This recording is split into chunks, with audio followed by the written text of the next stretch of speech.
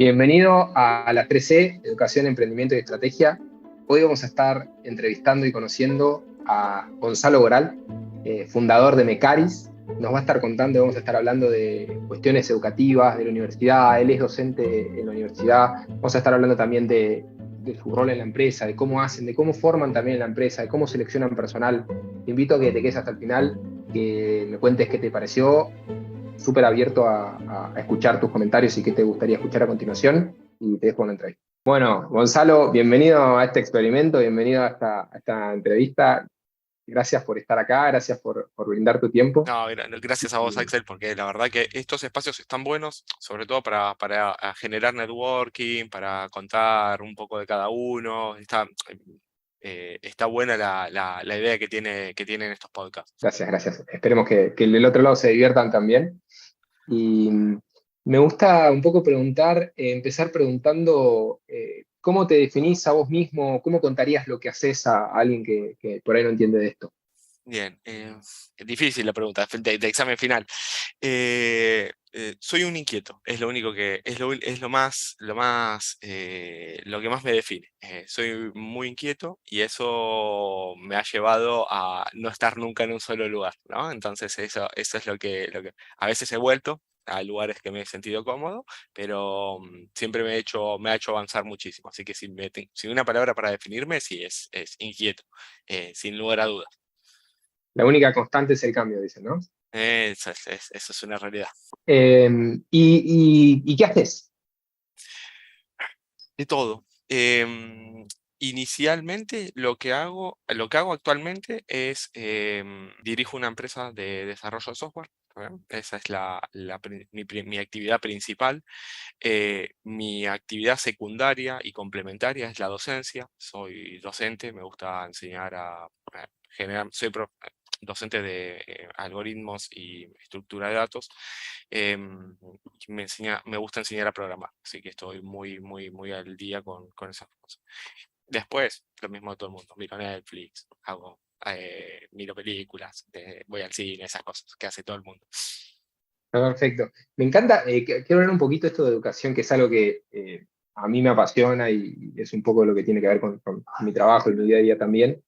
Eh, la pregunta va a ser muy amplia, después si hace falta profundizamos, pero ¿cuál es tu mirada hoy del sistema educativo? Cómo lo definirías o qué me puedes decir sobre eso? Y, es una lucha constante, o sea, es como que dentro mío tengo una guerra con ese punto, porque no sé si, sí, una guerra está bastante bien. Porque hay varias cosas para tener en cuenta. El sistema educativo actual funciona. Hay una realidad que funciona y es bueno. Yo me formé con este sistema educativo. Considero que hay muchas críticas para hacerle, obviamente, pero siempre es más difícil construir que criticar, ¿no? Entonces, es como que si vamos a empezar a criticar el sistema educativo actual, es como que se pierde mucho, porque la crítica siempre no va a construir nada. Eso de la crítica constructiva, la verdad que sí existe, pero me parece que hay más para aportar y para ayudar al cambio, que no va tanto en el sentido de la crítica, capaz mostrar otro camino, mostrar alternativas, pero en líneas generales por un lado lo defiendo y por otro lado lo defenestro. Hay partes que me parece que son eh, muy malas, sobre todo en la parte de sistemas, que es lo que me toca dar clase a mí, ¿no? Pasa que quedan eh, con métodos viejos, con tecnologías obsoletas. Entonces, hoy por hoy veo que hay una tendencia mucho a enseñar el uso de herramientas, y yo estoy bastante en contra de eso. Yo prefiero que se den clases de conceptuales, porque la herramienta cambia, es la realidad. Pasa en todos los ámbitos. eh, y sobre todo en las tecnológicas es cuando quedan más obsoletas. Entonces, enseñar herramientas es como, em, es un pan para hoy, pero hambre para mañana. En cambio, el concepto es la caña que te va a servir para pescar todos los días, ¿no? Es eso lo que, esa es mi mirada hacia el sistema educativo hoy por hoy actual. Me parece súper interesante esto que decís. Me encuentro del lado de lo que en general estoy un poco más crítico, aunque sí me encanta también detectar o reconocer cuando hay cosas útiles y pragmáticas. Y si tuvieras que decir, de vuelta contextualizando, entiendo que das clases en Argentina, no sé si querés contar en qué universidad, es irrelevante, pero ¿qué es lo que mejor crees que funciona hoy del sistema? Yo creo que del sistema universitario lo que más falla es el docente como persona. ¿Está bien? O sea, no deja de ser una persona de carne y hueso, come, tiene sus necesidades básicas, ¿está bien? Y creo que es lo que más falla hoy por hoy en el sistema educativo. Muchos, por lo menos, conviviendo en una universidad eh, pública, lo que me ha pasado es esto, de ver que, que hay mucho ego, capaz en algunos puntos, hay cuestiones políticas y se pierde mucho, pero por un problema netamente humano, ¿no? No hay una crítica hacia el contenido. El contenido me parece que es relativamente bueno, o sea, en líneas generales, si lo tengo que enumerar del 1 al 10, un 7, un 8 me parece que está muy bien. No te voy a decir que es el mejor del mundo, tampoco sabría decirte cuál es el mejor del mundo. eh, pero, pero me parece que es la mayor falla que yo veo, ¿está bien? Eh, no sé si Y lo que conoces. mejor funciona, lo que crees que es lo mejor, lo mantendría. Creo que lo que mejor funciona es el acompañamiento. Creo que es por lo menos lo que me ha tocado vivir a mí, desde los dos lados del mostrador, ¿no? Como docente y como alumno, es cuando el docente está entusiasmado, acompaña, se preocupa realmente porque el alumno eh, aprenda. Cuando hay un compromiso, también que el compromiso va de ambas partes, ¿no? Eso es un tema aparte. Pero cuando el compromiso está de ambas partes, el acompañamiento yo creo que es fundamental, el entusiasmo de ambas partes también me parece que es fundamental, y también hay un poco de eso, ¿no? De lo difícil que es llegar a ese punto de equilibrio, donde están los dos lo suficientemente entusiasmados, comprometidos, con la voluntad de hacer, ¿está bien? Eh, como estudiante me ha pasado uno va atrás del título, no le importa si sabe que tal profesor va a tomar tal tema, se estudia ese tema. Y por más que el contenido de la materia abarque mucho más y sea mucho más amplio, uno trata de aprobar como alumno. Y como docente tiene otra misión, que es el de la de enseñar. Entonces, es como que ahí esa es la batalla que yo creo que mayor se libra en el ambiente universitario. Por lo menos, de vuelta, yo desde el lado que me toca, ¿no? Desde acá en La Plata, en el contexto que yo vivo, que estoy rodeado de universidades públicas y privadas, creo que eso me parece que es vital no mencionar. Creo que hay no sé si una guerra o una contraposición de intereses, ¿no? Esto que decís del el rol docente versus el foco del universitario, del estudiante, probablemente más marcado en la universidad.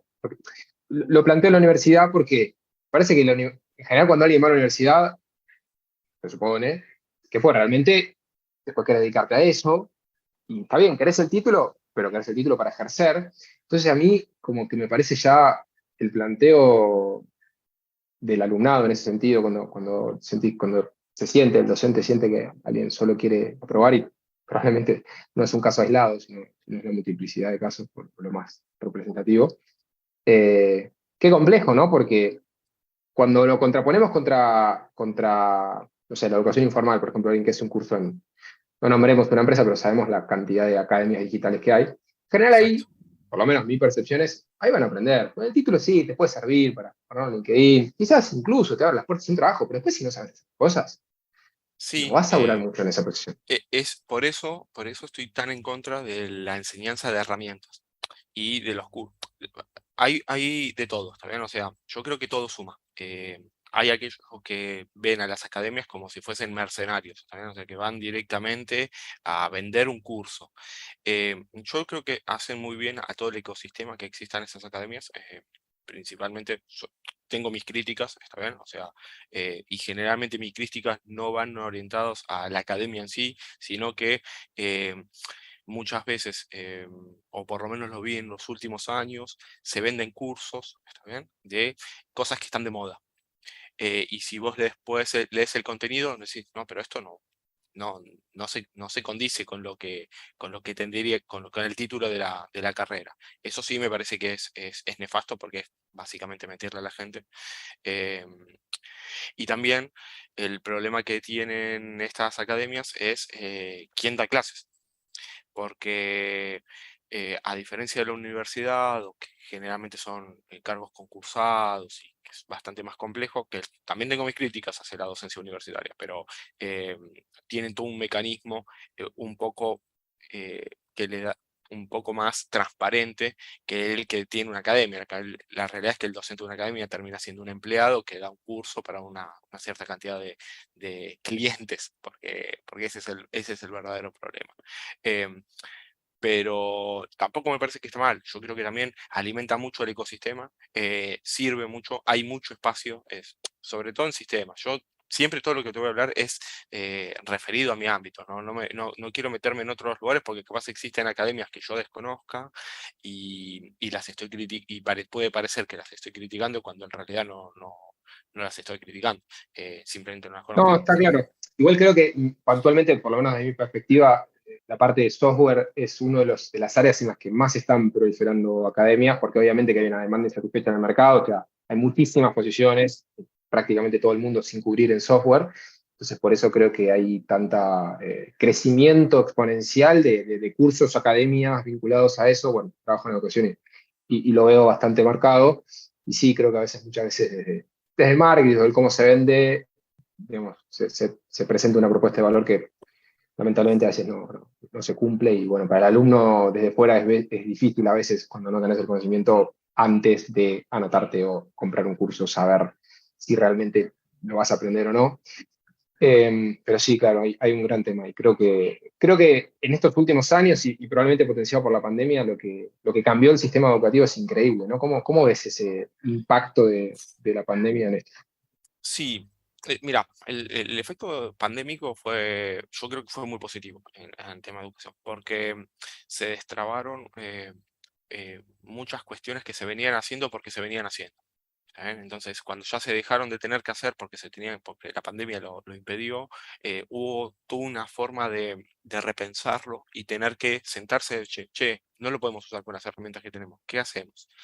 Em, Soy alumno de la maestría de educación a distancia y yo sabía lo costoso que es dar clases a distancia. O sea, dar clases a distancia es muy costoso porque lleva otra infraestructura, otros recursos, más capacitación al área docente.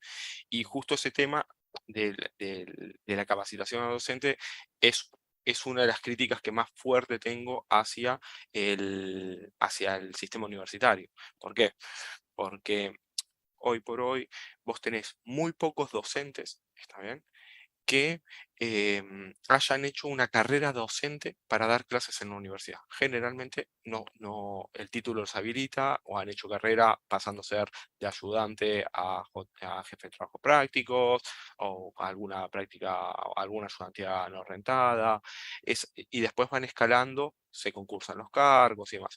Pero la realidad es que si bien eso es bueno, no hace a esa persona, si a esa persona que terminó siendo docente le preguntas el primer día que entró a la universidad qué va a terminar haciendo de su vida, probablemente diga otra cosa.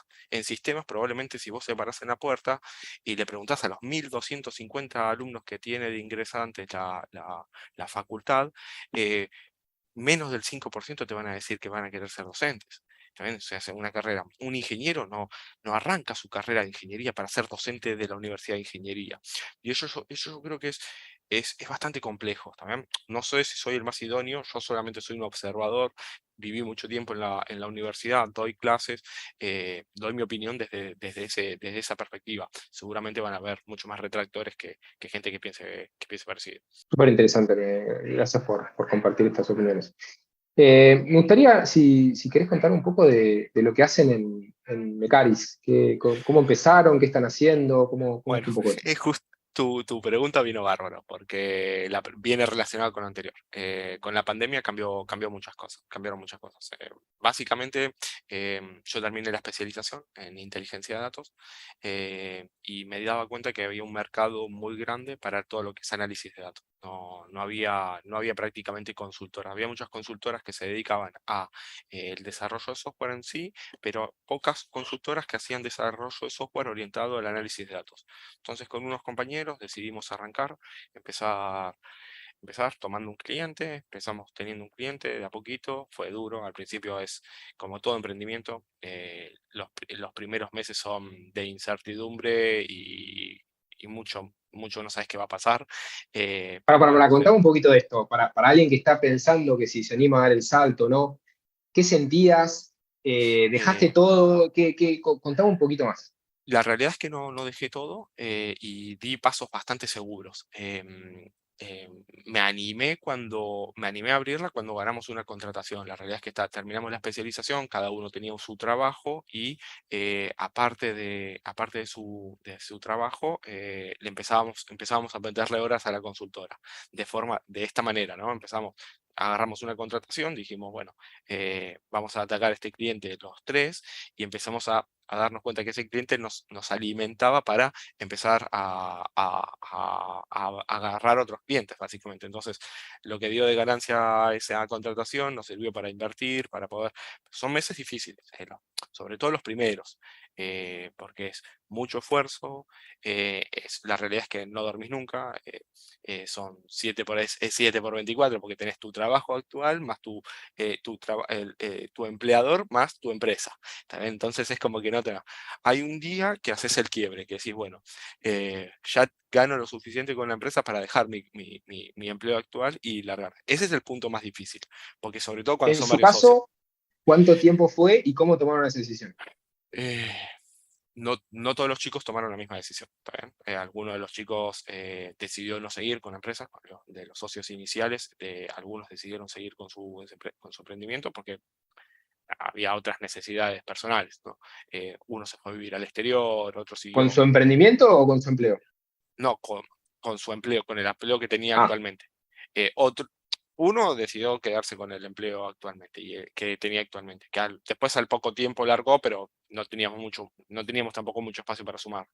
Y el otro, em, y el otro se fue a vivir se mudó continente, básicamente. Así que se fue a vivir a España y nada, eso le cambió. Ya no podía aportar tanto. A nosotros nos sumaba mucho porque al irse a vivir a España, inicialmente pensamos que podía llegar a generarnos algún tipo de contacto comercial o poder trabajar de esa manera, pero a él le fue muy difícil seguir ese ritmo. Por lo tanto, no siguió básicamente formando parte de la empresa.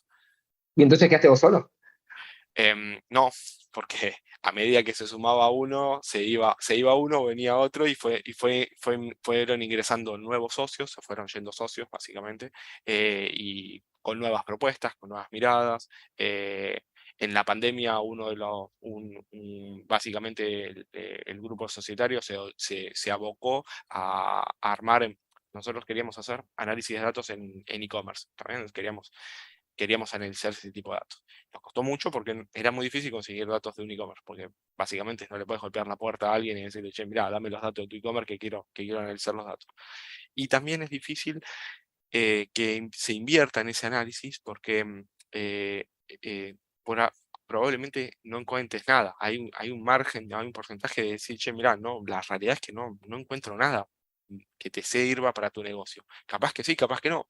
Entonces, la apuesta es difícil. Pero como teníamos un grupo de programadores fuertes, lo que decidimos hacer es empezar a hacer un producto que en ese momento lo largamos, es una línea de e-commerce que nosotros teníamos y abrimos una serie de tiendas virtuales. Esas tiendas a nosotros nos ayudaban sobre todo para poder hacer un poco de retroalimentación en eso nos abocamos el año de pandemia, básicamente, y fue la apuesta más fuerte. Eh, tuvimos, hicimos varios... em, acá cambió un poco la dicotomía de la empresa. ¿Por qué? Porque inicialmente es una consultora, que el modelo de consultora es bastante difícil a tener el modelo de producto. Y el modelo de producto, la realidad es que es un súper desafío. Eh, Yo, ¿Producto tipo SaaS con esa lógica? claro, eh, claro, como si fuese, como si vos contratás un servicio, lo es Netflix, por ejemplo. ¿Bien? Claro, sí, sí, un SaaS. Es un software as a service que todos los meses o todos los años tenés como una mensualidad o anualidad y te da Exactamente, ciertas features y tal. exactamente, exactamente. Pero es difícil porque en esos momentos había que evaluar muchas cosas que a nosotros nos parecían súper baratas en un principio y después nos dimos cuenta que el mercado empezó a haber mucha competencia. Empezó a haber tanta competencia que ese producto que nosotros lo teníamos de juguete nos terminó siendo muy costoso porque eh, para tener un producto tenés que tener toda una área de marketing bastante diseñada, tenés que tener infraestructura para poder montarla, y empezás a asumir cada vez más costos que si vos tenés mucha competencia, lo que te termina pasando es que te terminan ahogando. Entonces, vos decís, che, vale la pena meterse en este lado. Aparte, otras consultoras estaban haciendo exactamente lo mismo. Entonces, ya las que estaban montadas era difícil competirles, en las que ya estaban en el mercado y sumándole a las que nosotros le queríamos sumar no aportaba mucho. Y la realidad es que hoy por hoy lo dejamos bastante de lado, fuimos tratando de cerrar ese producto diciendo, no, mirá, nosotros no nos queremos dedicar a eso y tener una migración de nuestros clientes hacia otras tiendas virtuales y lo fuimos haciendo con un acompañamiento lo más suave posible, por así decirlo. Qué interesante esto bueno, que el mercado se llama iterar, pivotar, pero al final es tomar decisiones de negocio, ¿no? Que Sí, decidieron lanzar un producto, me imagino que le invirtieron un montón de horas, esfuerzo, buenísimo. dinero, Tremendo, tremendo. código, tiempo, lo emocional también, che, es mi producto, le tengo cariño. ¿Y cómo fue decidir dejarlo? O dejarlo casi. Creo que uno, en realidad, con el software tenés la libertad de que el producto, lo que simplemente un día decidís enfocar todo, ir quitándole esfuerzo. ¿Está bien? O sea, esa fue la decisión. Es decir, es como un barco a la deriva. Eh, si pesca algo, es un gol, pero no invertirle horas. ¿Está bien? Entonces le fuimos quitando recursos de tal manera que dejábamos cada vez menos. ¿También? Inicialmente era poner ejemplo un equipo de 4 o 5 personas, a los pocos meses quedó la mitad, entonces quedaron 2 o 3, a los pocos meses quedó una sola y manteníamos todo con una sola persona. Hasta que después pasó a ser media asignación de esa persona, entonces quedó cada vez más a la deriva. Y en un momento lo dejamos. Muchas veces nos dan ganas de retomarlo porque vemos la oferta que hay, vemos que teníamos un producto que valía la pena, que estaba bueno, pero no queríamos convertirnos en una empresa que se dedique a vender e-commerce. Esa no era nuestra idea inicialmente. Claro, ahí cuando se genera una sinergia, clave encontrar esas relaciones sinérgicas y donde de repente la propuesta de valor se vuelve hiper virtuosa porque no tenés que invertir más en conseguir los datos, sino que hay alguien que necesita ese procesamiento, a Exacto. usted le sirve para aprender, él Sí. se lleva valor agregado que le puede dar a sus clientes y bueno, empiezan a encajar las piezas. ¿Cómo fue lograr? ¿Hoy es eso lo que están haciendo? Hoy, hoy ¿Están por hoy obteniendo de ahí? hoy por hoy estamos obteniendo de ahí, si bien eh, creció mucho el área de desarrollo de software, eso que te conté al principio, que nosotros notábamos que había mucho desarrollo de software, que había mucha necesidad, pero que no había muchos especializados, o sea, literalmente acá en La Plata hay un polo, ¿está bien?, de empresas de tecnología, y el polo tiene más de 100 empresas, ¿está bien? Y de esas 100 empresas contás una o dos que se dediquen a datos. ¿Está bien? Entonces es muy poco y teníamos muy poca competencia. Eso es lo que nosotros lo vimos. Pero si nos dedicamos a hacer desarrollo de software, teníamos 92 o 91 empresas que nos competían. Entonces nos parecía que ir para donde teníamos menos competencia, donde nos sentíamos más cómodos, era mejor. Esa idea fue la inicial y después nos fuimos adaptando al mercado. ¿Qué pasaba? Nos empezaban a pedir desarrollo de software y nosotros teníamos analistas de datos. O sea, que empezamos a tener ese problema. Entonces empezamos a concentrar. Si bien soy docente de ciencia de datos, también soy docente de algoritmos y estructura de datos, como te contaba. Entonces dije, che, me parece que estaría bueno hacer crecer esa área de la empresa. Y básicamente 2021 y 2022 nos enfocamos en hacer ese crecimiento, en que crezca más el área de consultora de desarrollo de software, no tanta de análisis. La análisis la mantuvimos de la misma manera, no para abandonarla, pero sí para fortalecer un área que nosotros nos dimos cuenta que sí, que sigue siendo muy fuerte y que sigue necesitando mucho, que hay mucha demanda de laburo, ¿no? Vuelta me quedo con esta lógica de las decisiones estratégicas, ¿no? Vuelve a aparecer. Volver a, de vuelta, a iterar, acá no es un pivot tan grande, no es que abandonas tu producto, lo seguís teniendo, pero desarrollar algo que te lo pide el mercado, ponerte en el lugar del consumidor o ser customer centric, como también se dice. ¿Cómo toman esas decisiones internamente? ¿Quién las decide? ¿Cómo lo analizan? ¿Cómo se toman? Mira, la cabeza de la empresa son literalmente el directorio, somos 3 personas, entonces es fácil esa votación limpia. Chicos, mira, está pasando esto, está creciendo, o sea, se ven los números, hay un director que es el de operaciones, que es el que maneja toda la parte financiera, y dice, mira, está entrando en la caja de los últimos 6 meses, está entrando más de esto que de esto. Eh, y esto empezó a crecer fuerte. Entonces nos dice, acá hay que reforzar o asignar recursos a esta área, porque básicamente es la que está vendiendo más que otra. La decisión no hay muchas que ver. Generalmente yo soy el que desempata, dejo que voten los otros dos, y si no se pusieron de acuerdo, desempato para un lado o para el otro. Como soy el más viejo de la empresa, básicamente es soy el que termina desempatando. Pero pasa esto, que muchas veces también tienes la otra parte, que, che, pero me voy a quitar un recurso de un lugar donde lo tengo, donde el recurso se siente. Es feo hablar de recursos y de personas, pero bueno, la necesidad de poner un lenguaje común me lleva a esto. Em, Tengo una persona asignada a este proyecto, lo voy a sacar y lo voy a poner en este otro, que capaz no se siente tan cómodo. Esas son cosas que van a pasar. ¿Qué pasaría si hacemos esto? Entonces son dos mundos que están constantemente tratando de equilibrarse uno con otro. El primero, la empresa tiene como necesidad subsistir, ¿no? Como todo sistema. Entonces, la alimenta el dinero. No, no, no, es así. Sí, me encanta, Gonzalo, me encanta esta simbiosis o esta lógica que encontraron de hacer un producto, de dar un servicio, de hacer consultoría, ayudar a los clientes, pero al mismo tiempo estar formando. Me parece, celebro cuando los emprendimientos o las empresas hacen esto. Está claro que no todos pueden. Realmente cuanto más grande es el proyecto, más complejo es. También por la presión del dinero, que me imagino que la parte formativa no es su principal fuente de ingresos, sí, pero quisiera saber, ¿esto lo Nosotros, hacen desde el nosotros principio? directamente no lo cobramos directamente. Nosotros lo damos, la formación es gratuita. Contame más de Es, esto de la formación, cómo empezó, lo hacen desde el principio, con qué lógica, con qué propósito, para qué lo hacen, contame más. Mira, una empresa amiga me pidió si podía formarle programadores, porque ya sabía que era docente en la práctica profesional, y muchos de los alumnos que habían terminado esa práctica profesional terminaron en esa empresa y dijeron, che, escúchame, lo voy a contratar a Gonzalo eh, para que me forme, chicos, porque evidentemente lo hace. Lo primero, ellos me daban un mes, lo cual yo le dije, no, es imposible, porque en un mes yo no puedo formar ni inculcar nada de la empresa. Yo necesito por lo menos 3 meses, ¿está bien? Que eso sería lo mínimo para poder sentarse. Y así arrancó. Después lo empezamos a hacer para nosotros. Lo empezamos a hacer para nosotros y tratamos de no sacar los dos un curso al mismo tiempo, o sea, para que ellos no les pase lo mismo que nosotros. Aparte, de vuelta, empresas amigas, no nos vamos a andar pisando, no nos vamos pisando la cola entre los bueyes, ¿viste? Es así.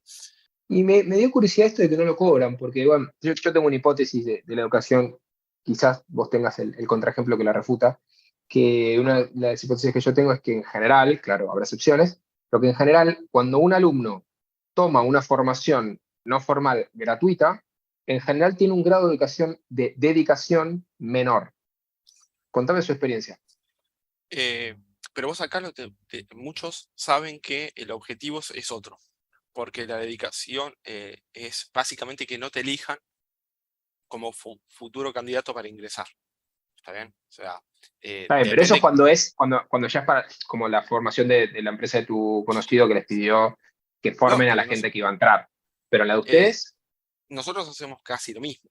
O sea, es el curso, si bien tiene como objetivo enseñar qué es lo que se lleva el estudiante, para la empresa, la ganancia está en poder capturar algún recurso. No nos ha pasado de que en alguna de las ediciones que hayamos dado estos bootcamp no hayamos tomado a nadie.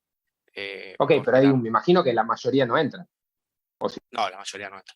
La mayoría no Por entra. eso, o sea, al final del día van a formarse también. Sí, van a formarse, pero también vos tenés que poner ese compromiso. También, como lo está poniendo el alumno, también lo hace mejor candidato. O sea, es verdad, está bien. Al principio tenía 30 cuando empezó el bootcamp y cuando termino el bootcamp tengo 10. Está bien, pero me es más fácil de elegir porque yo sé que esos 3 meses el alumno estuvo ahí dando seguimiento, estuvo haciendo entregas, estuvo 3 meses, lo conocí. ¿Está bien? Sé cómo reacciono en esos 3 meses. Eh, no me sorprendería que me venga, porque eso pasa mucho, ¿no? eh, Gente que viene muy formada, con currículos muy buenos, y cuando los pones a resolver cosas, te das cuenta que no están para la tarea. Es muy difícil eso para el área de recursos humanos, porque el área de recursos humanos o de capital humano eh, no puede evaluar técnicamente si es bueno o no en lo que hace, pues la evaluación técnica es media difícil de hacer. De hecho, hace unos meses habíamos rendido unos concursos, y el examen técnico que nos tomaron no tenía ningún sentido, pues nos tomaban cosas como, por ejemplo, cosas de memoria. Entonces yo decía, a mí me pasa lo mismo, o me pasaba lo mismo en la empresa. O sea, cuando nosotros tenemos que evaluar cuando entra alguien, tomarle un examen, no tiene sentido. Eh, no, no, no, acá viene con otro sentido. ¿Ven? No es matemática. ¿Ven? O sea, el desarrollo de software es seguirlo, es expresar ideas. Si no pareciese que el mejor programador es el que mejor memoria tiene, cuando yo O considero que sea, está muy lejos de lo eso. estoy, lo estoy resignificando lo que me estás contando y me parece todavía más potente ahora que me lo contás más y que lo entiendo un poco mejor. Es decir, corregime si lo que digo está mal, ¿no? Y después contame si lo interpretan de esta forma también ustedes. En el mundo del software hay, como decíamos hace un rato, hay mucha demanda de personas que trabajan en esto. Y hay pocas personas buenas y las buenas en general están bastante valoradas por el mercado, cobran bien. Lo cual es difícil conseguir buenos profesionales a precios competitivos, sobre todo en América Latina, cuando mucha gente, imagino que trabaja para afuera y tiene salarios en moneda extranjera. Eh, entonces, ahí hay una gran complejidad. Hay varias formas de resolverlo, hay empresas que trabajan con consultores de recursos humanos y demás. Entiendo que lo que ustedes están haciendo es, en vez de invertir en una consultora o en alguien que les cobre un fee, sea fijo o variable, por conseguirle talentos, ustedes Sí, hacen eso, pero en sí. vez de hacer selecciones, entrevistas, publicaciones, que LinkedIn, que lo otro, lo que hacen es una Damos el curso. formación, ahí Exactamente. dan el curso gratuito, ahí me gustaría saber cómo se enteran, porque si alguien quiere hacerlo con ustedes, me gustaría saber cómo se enteran. Y el objetivo final de ese curso es que los alumnos que lo toman, por un lado aprendan, que les Sí, servirá para su vida, entre o no, pero adicionalmente que exactamente. se puedan mostrar y ustedes seguramente van a tener algunas búsquedas abiertas y alguien de todos esos va a terminar ingresando. Y quizás si no es ahora, será después, o no, obviamente no serán todos. Pero esa es la Exactamente. lógica. Sí, esa es la lógica. Es exactamente eso. Y eso nos sirve mucho para ver el talento. Vos imaginate, ¿Cómo se les ocurrió esto? Me parece una genialidad. O sea, fue primero para sus conocidos y después ustedes decidieron replicarlo. Y a sus conocidos, ¿cómo se le ocurrió hacer esto? a ellos se le ocurrió porque la realidad es la siguiente, y por qué son conocidos. Y más que conocidos, te diría que son amigos. Em, Nosotros programamos en Ruby on Rails. Es una tecnología que no todo el mundo programa. La realidad es que hay pocos programadores Ruby on Rails. Escuché La nombrar. universidad, sí, y la universidad no suele, ni la universidad ni las academias suelen dar muchos cursos de Ruby on Rails. Son muy poquitos, ¿está bien? Capaz justo en La Plata hay un taller de Ruby, pero, pero no sé si hay en otros lugares. Entonces lo que nosotros lo que terminamos haciendo es em, dar estos cursos para poder fomentar un poco también el ecosistema de Ruby on Rails, y con eso fuimos avanzando. ¿Está bien? Entonces, eso nos sirvió.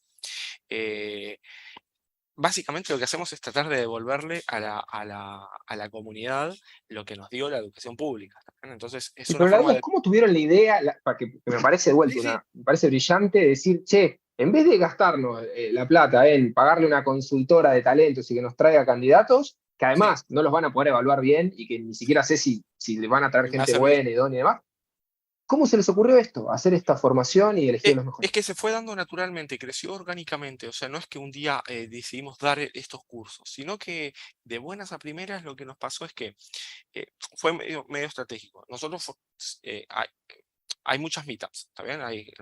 Generalmente antes de la pandemia organizábamos encuentros, ¿está bien? Tipo congresos de Ruby, ¿está bien? Acá en La Plata generalmente hacíamos uno, cada 2 o 3 meses hacíamos uno. Con el tema de la pandemia obviamente se frizó todo. Pero, pero ¿qué pasó? Ya teníamos esto, en esas, en esas meetups, lo que hacíamos era exponer algún caso, ¿está bien? Algo que resolvíamos en Ruby, alguna tecnología, alguna forma de resolver algún problema, dejar de tener algún problema con alguna tecnología y contárselo al resto. Y si vos te pones a pensar, los que iban eran eran estudiantes que querían aprender sobre Ruby. Entonces, una cosa fue llevando la otra. Como yo ya tenía mi rol docente, no me costó nada pasar a hacer eso para la empresa. O sea, tenía la consultora y tenía esto. Es como que, che, lo que estoy haciendo para universidad o para un instituto, hacerlo para la empresa, es exactamente lo mismo. No me lleva, el material ya lo tenía armado, la formación ya la tenía. Me parece que no, no había, no tenía mucho, no mucho, me trabé, No pero tenías la que idea crear algo de cero, es salir a crear, exacto, inventar una formación que te iba a no, tomar un costo de aprendizaje gigante, ya lo tenías. ya tenía todo armado, o sea, lo único que tenía que hacer era animarme y sentarme y hacerlo. Y empezamos a hacer los bootcamp. Eh, Cada consultora tiene y hay muchas consultoras que lo hacen, ¿eh? Y muchas grandes también incluso, que lo hacen ya desde hace mucho tiempo. Pero, de vuelta, esos cursos tienen ese sentido, o sea, se da ¿no? Exacta, que es una consultora súper grande de la Argentina, eh, hace, no es tampoco es una consultora que tenga 30 años, sino que es una consultora bastante nueva, daba cursos hace 10 años, 5 años de Java, daban de .NET, ellos daban de sus cursos y su certificado de esos cursos. Y muchas otras consultoras Gratuitos hacían también. lo mismo. Sí, de forma gratuita lo hacían. Súper Eh, interesante, no lo sí, conocía, me parece fascinante. Quiero descubrir quién fue la primera compañía que hizo esto en el mundo. mira, Lo voy a intentar investigar. mira, Globan lo hace. Globan cada tanto da un curso, capaz que no tanto de desarrollo, porque son una empresa tan grande que ya buscan un nivel de profesionalización muy grande. Generalmente vas a encontrar empresas que son más chicas que grandes. ¿Por qué? Porque no requieren tampoco de un nivel de profesionalización. O sea, yo necesito un ingeniero con 10 años de experiencia. ¿Está bien? ¿Por qué? Porque la realidad es que no voy a tener un desafío para presentarle. Sin embargo, aún recién recibido, con 1 o 2 años de experiencia, sí yo tengo desafíos para presentarle. Entonces, es más fácil, si te pones a pensar, encuadran las dos cosas. Alguien que se está recién recibiendo, que empieza a hacer los bootcamp y poder tener su primer trabajo. Eh, Nada, buenísimo. Me quedé pensando que sería interesante tal vez hacer como alguna página en donde alguna página, lugar, o lo que sea, en donde se puedan ver distintas, como un marketplace de este tipo de formaciones que distintas organizaciones hagan para que los que se quieran especializar en eso aprovechen, puedan tomar formaciones accesibles y al mismo tiempo conseguir personas y conseguir trabajo. Gonzalo, te hago una pregunta final que me parece clave, que tiene dos partes. ¿Dónde te pueden encontrar si te quieren encontrar? ¿Y dónde se pueden formar con estas formaciones si cuando lancen la próxima? ¿Cómo se entera la gente? Mira, generalmente publicamos en LinkedIn, que es el lugar donde vimos que más gente recepcionábamos. La audiencia de, por ser una red social que estaba más destinada a profesionales que es hoy por hoy la más grande de la empresa, es donde más publicamos. Las demás redes sociales nosotros mucho no publicamos porque la realidad es que mm, no tenemos un área de community manager, no tenemos alguien que esté dedicándose a publicar contenido en otras redes.